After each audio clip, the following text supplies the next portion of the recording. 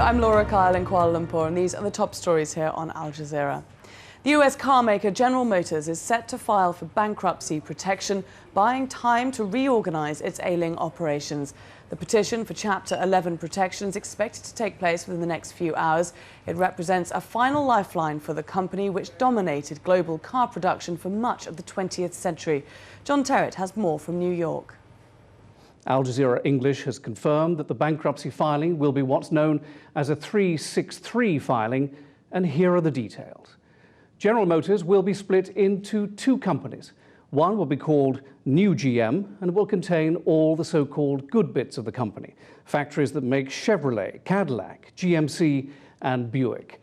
The bad parts of the company will be left to be worried about on another occasion. The US administration says it's prepared to pump in another $30.1 billion into General Motors, that on top of the $20 billion it's already put in. And the federal administration will take a whopping 60% equity stake in the company. That is an almost unheard of stake in a company for an administration that espouses capitalism. Thousands of Pakistani civilians continue to flee the Swat Valley's main city, Mingora, despite military assurances for their safety. These pictures show an exodus is underway. 3 million people have been forced from their homes during the month-long offensive. The military has told Al Jazeera the battle is expected to last for at least another 2 weeks. Military court proceedings have resumed at the US detention center at Guantanamo Bay.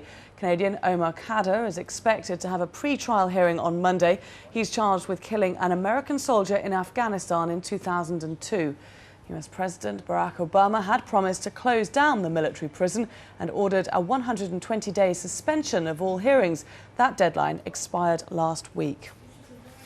Thousands of Hamas supporters have protested against renewed fighting amongst Palestinian factions in the West Bank.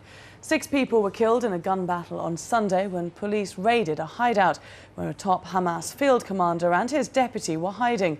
It's the deadliest internal Palestinian clash in the West Bank in 2 years.